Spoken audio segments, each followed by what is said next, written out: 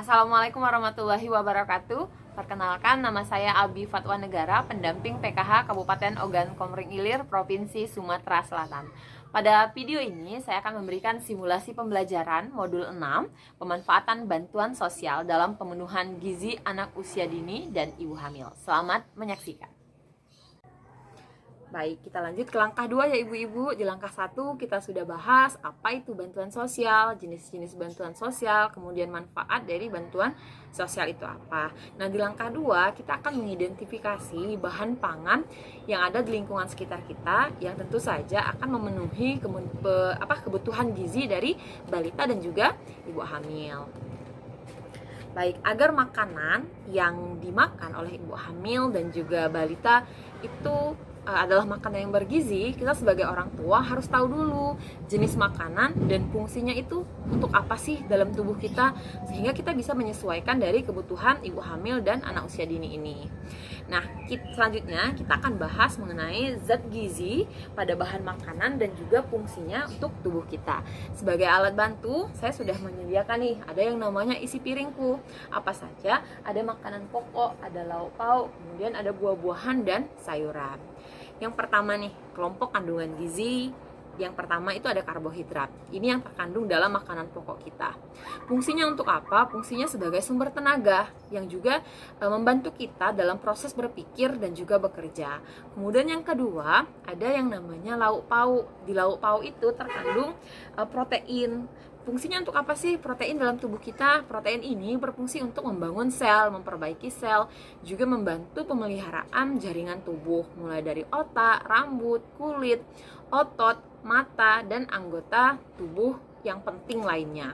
Kemudian yang ketiga itu ada sayur dan buah-buahan. Di sayur dan buah-buahan ini terkandung vitamin dan mineral yang juga sangat berfungsi untuk tubuh kita. Fungsinya itu untuk membantu pembentukan energi. Dalam arti makanan yang zat gizi yang terkandung di karbohidrat sama protein tadi itu bisa menjadi energi hanya dengan bantuan sayur dan buah-buahan. Kemudian vitamin dan mineral atau sayur-sayuran dan buah-buahan ini itu berfungsi untuk mencegah berbagai macam penyakit, juga bisa menjaga kesehatan tulang sama gigi kita.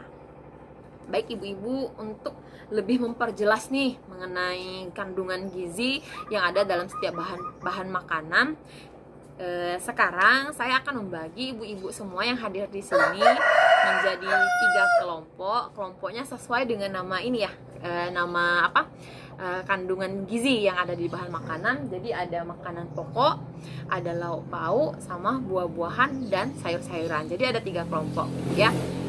Tugasnya apa?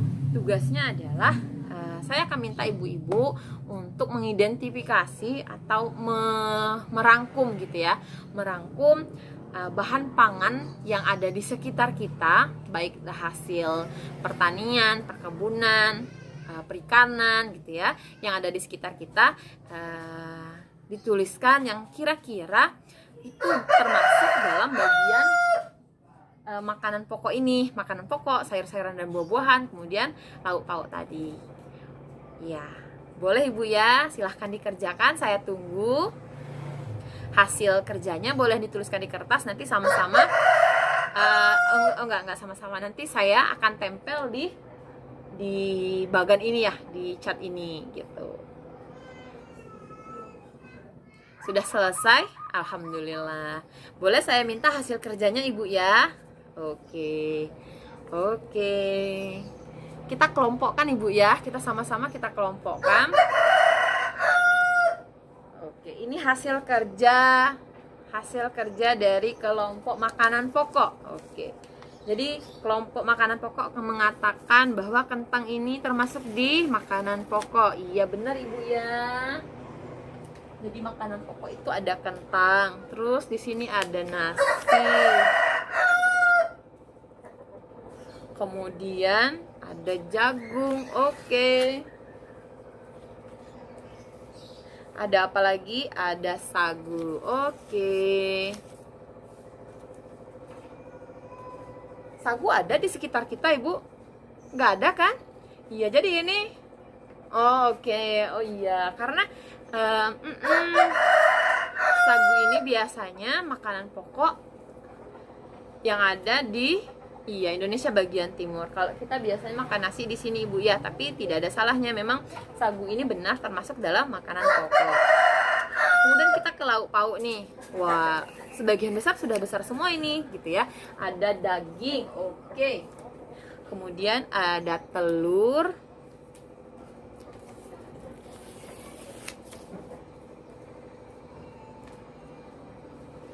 Ada lele, ikan ini ya, lele ini ya.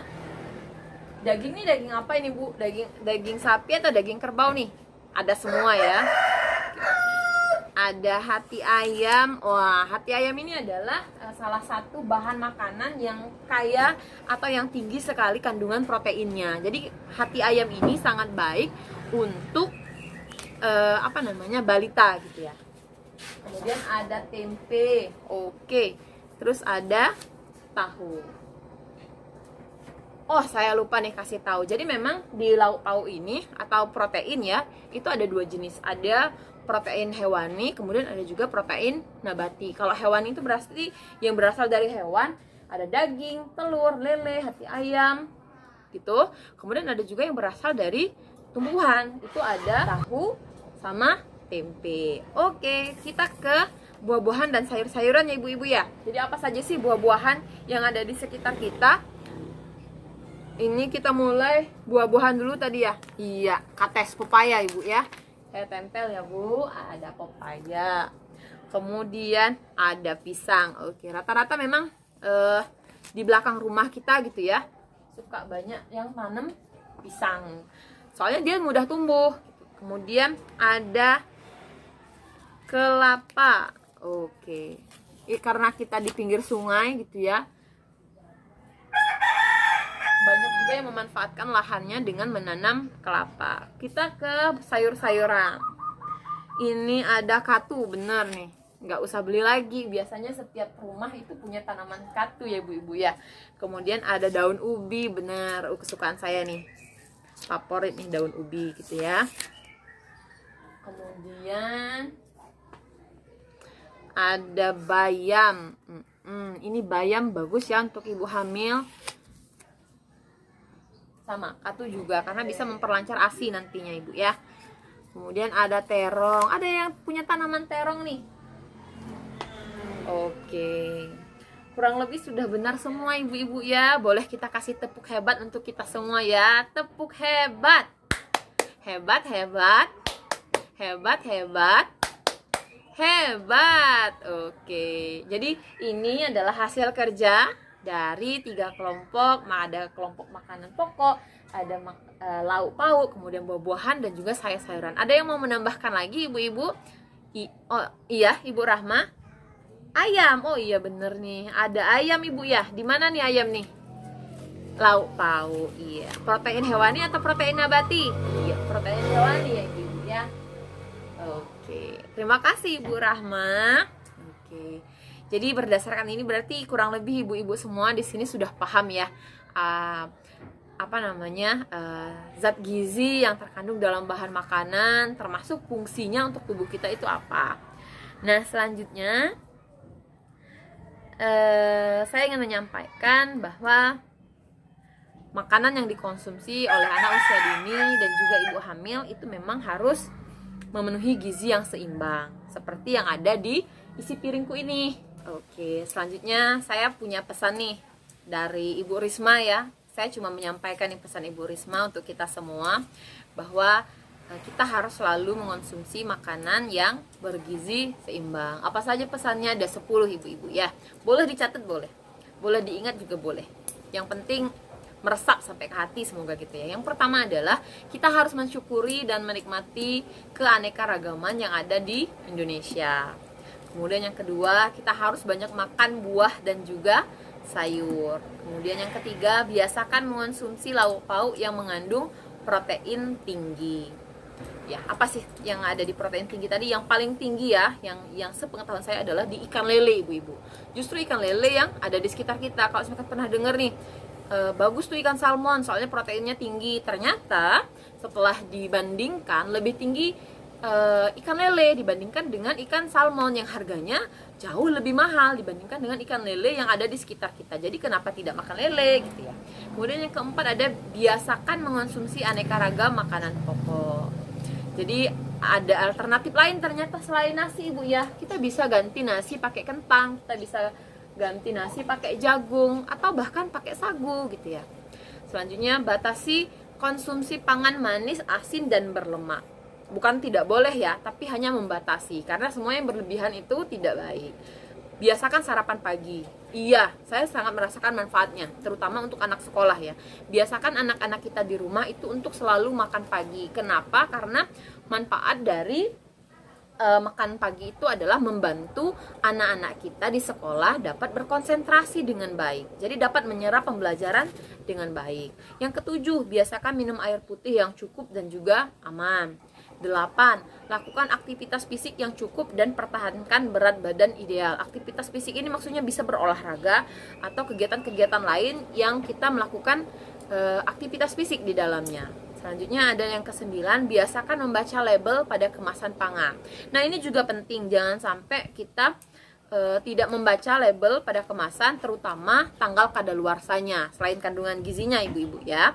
Kemudian yang terakhir ada cuci tangan pakai sabun dan air bersih yang mengalir. Oke. Mungkin itu saja di langkah 2. Selanjutnya kita akan ke langkah 3 ibu-ibu ya. Tapi sebelumnya kita rangkum dulu apa sih yang baru saja kita pelajari di langkah yang kedua. Yang pertama adalah untuk memenuhi gizi gitu ya, makanan-makanan apa saja yang harus dimakan oleh ibu hamil, kita harus tahu dulu jenis bahan makanannya, zat gizi yang terkandung di dalamnya, kemudian fungsinya untuk tubuh kita itu apa. Jadi kita bisa menentukan nih kira-kira bagusnya ini saya makan apa ya, kemudian menyeimbangkannya makan apa, dan seterusnya. Kemudian ada juga 10 pesan menu gizi seimbang. Nah ini sangat penting nih menurut saya, karena apa? Karena sangat bermanfaat untuk kita, tidak hanya untuk kita teruskan juga ke anak kita. Sehingga nantinya anak kita dapat tumbuh sehat, cerdas, terutama bebas dari stunting. Gitu. Demikianlah simulasi pembelajaran modul 6 sesi 10 langkah 2 yang baru saja saya lakukan. Semoga kita semua dapat mengambil manfaat dari video yang baru saja kita tonton. Saya akhiri, wabillahi taufiq wal hidayah. Wassalamualaikum warahmatullahi wabarakatuh. Selamat sore.